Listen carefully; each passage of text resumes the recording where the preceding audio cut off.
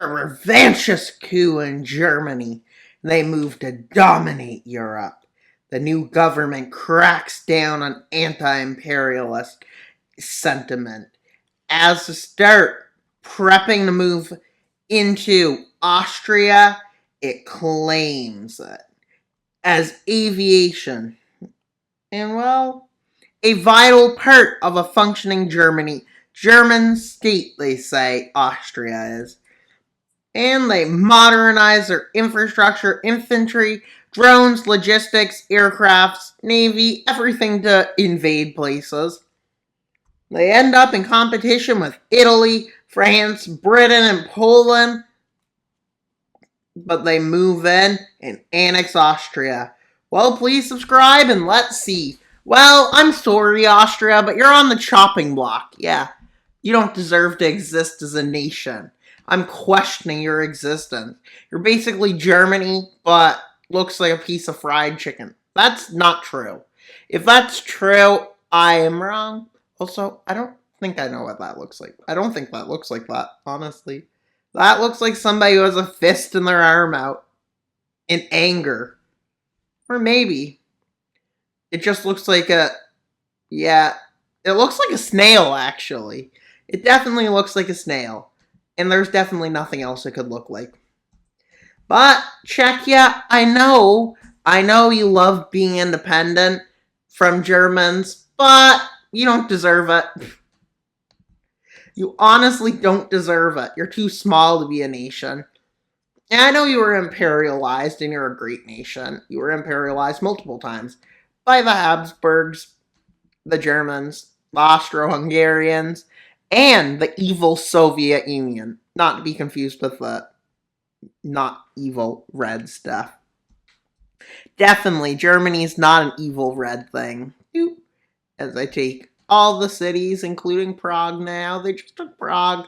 Czechia, I sure hope that was fun. Having your full nation brought to the knees by the evil, or not evil. You'll never know. Are they evil? Are they not? Are they German? Well, they are. Oh, this is massive expansion. Are they going to run out of resources? No. And y'all might think, yeah, you can't just keep invading. Well, I make the rules in this universe. Good thing I don't make them in the real world. Otherwise, we would all be invading places all the time.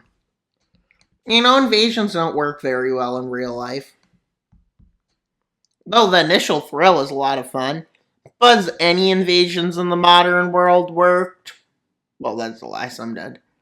Has Russia's invasion of Ukraine, Afghanistan, yeah, in the 70s, we'll go back all the way there, ever actually been a victory, or America ever have a victory in any of their invasions? No. All they do is say they'll fix the place and then they just leave it to die. As the last Danish island falls. And it was 2 hours, no, I'm kidding. The Danes were embarrassed by World War I, World War II, I mean. They got land in World War I without even trying. What? Now that's something. And also, Germany, I know you want all of it, but you can have a tiny bit. You can't destroy the nation for fun. But you might think, yeah, Germany can. This is not the German Reich, or is it? Is it? Now that's the funniest way to say it, is it? Or are they just sympathizers? And also, why did they annex more of Denmark than they had? I mean, I guess they're just mad at Denmark. And I mean, it's kind of valid. You can't take lands without fighting. Well, they did. And to fix the Benelux, we need to Germanify it. Good thing I can say Germanify. As long as they don't Germanify me, we're fine. We're fine. Although, I don't think they'll go across the ocean in this video. And well, let's invade the lowlands. Or Benelux, whatever you want to call it. I honestly couldn't care. Now let's invade. Okay, Germany, you ready to blow some stuff up? Maybe you can teach the Americans and Russians how to invade nations. And to the Russians and Americans and the British and the French. So this is how you win an invasion. Yeah, you take all the major cities, and then before you stop, you need to beat up some Belgium, because, yeah, if you don't beat Belgium, you're pathetic and a waste of time and a monster and a criminal and something else. Well, Germany, you're certainly expanding nicely. And they're like, yeah, we know. Me. That's pathetic. Well, yeah. You know what time it is now, everyone? We're going south. Yep, that's right, Slovenia and Croatia. It's your turn to get embarrassed and beat up by the Germans. And no, they're not bad Germans. Or are they? And while Slovenia falls, as they move in to take Zagreb, and then they start moving down Croatia's coast. And well, they get ready for their next invasion.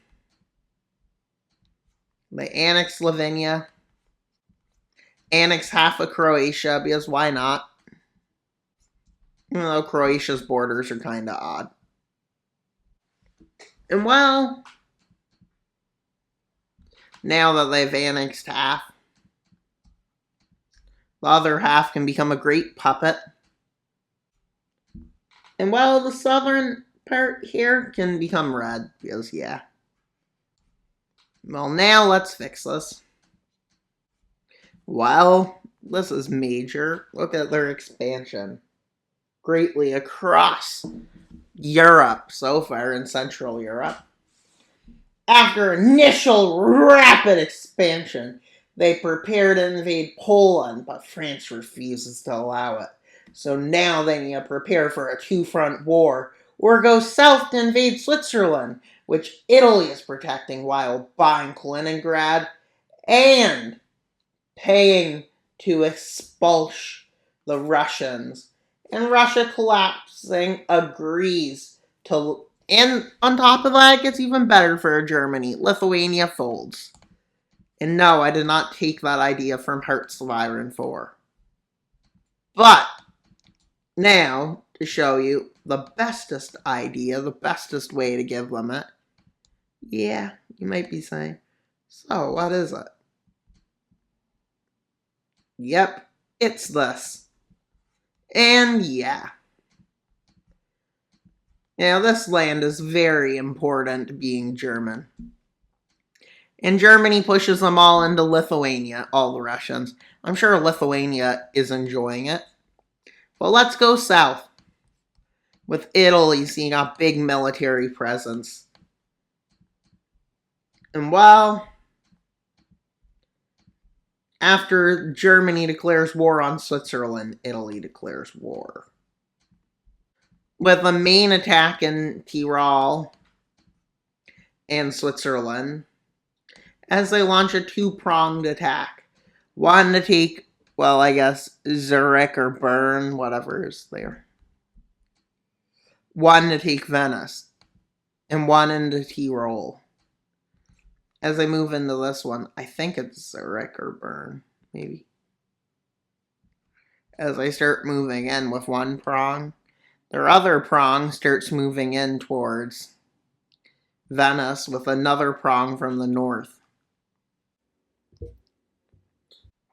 Eventually, this front manages as northern Switzerland falls in this part of Italy as they start moving into the rest of the mountains. With Italy launching a counter-offensive to retake Venice. They fail to retake it, but they manage to create problems for the Germans. You might be asking why, because they start getting behind the supply lines. As they manage to occupy quite a bit of land, the Germans have no choice but to push them back. One encirclement, and then they create another encirclement. With the Italians like, in this area, we need to secure this front, because surely that's where they'll come from. Nope, they didn't. They came from behind. Switzerland collapses. And now they move into Turin, Milan, and Genoa. As they quickly take this. And well, Italy, you're gonna have fun now. And well, Italy, say bye to Rome as Rome collapses. Well, let's see the peace treaty. Northern Italy is gone, and Italy is puppeted on two fronts on Poland. Germany does whatever it thinks they won't do. France thinks they wouldn't be that dumb to start a two-front war. Well, now they prepare to blitz across Poland and quickly seize Paris to quickly prepare and keep the Brits out.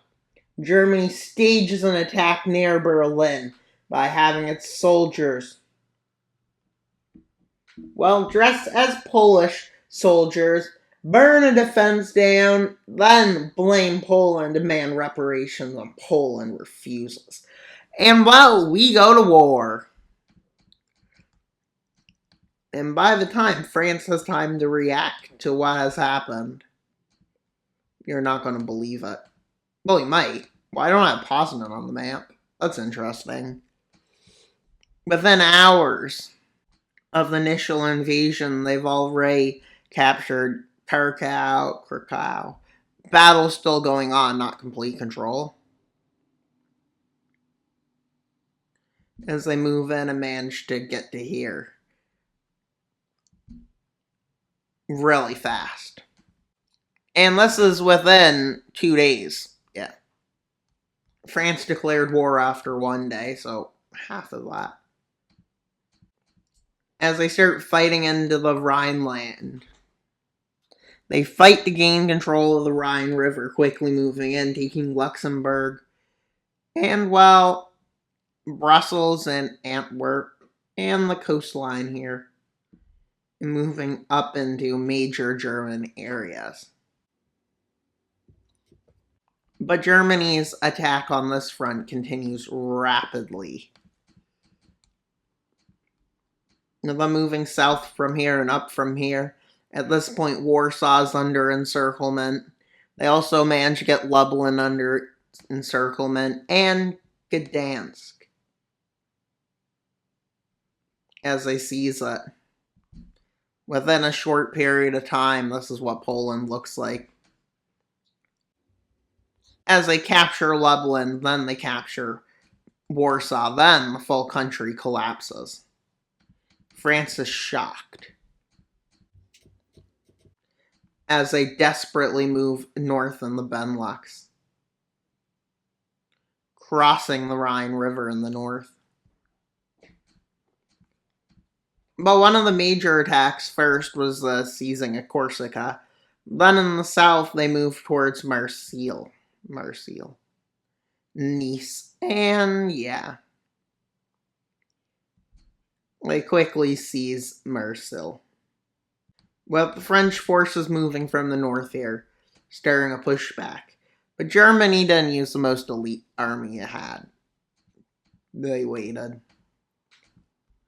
As they moved back into the southern part, quickly taking German cities and stuff. They also move into Antwerp in Belgium, then into The Hague, Rotterdam, and Amsterdam. Quickly repelling the French. With this, they move in towards Calais. And then they move south from here as they launch a spearhead from over here. As they start to encircle the city of Paris, with Paris falling, France is shocked. France can't do much at this point as they move all the way to Normandy. As they move to take Rennes and Nantes, they move out. They then moved down to take Bordeaux. Thus, with this, France is basically nothingness. With France surrendering, well, let's see the peace treaty. All of its old lands, and then some from Poland, and then from France they reclaim Alsace-Lorraine. Then they annex a bunch of land. Thus, they are now a world power. And while, after rapid expansion, Germany decides to assimilate. Oh, we need the USSR to return to teach them a lesson with American weapons. Well, I mean, they are a world power now. They have the largest European army and many puppets. Can the state stay united or will it fall? Well, I mean, empire. Well, comment your thoughts and theories. If you enjoyed the video, please like and subscribe if you enjoyed. Also, click a video above to continue watching my channel. Also, Wild Mapper out, and until you subscribe. Bye, guys!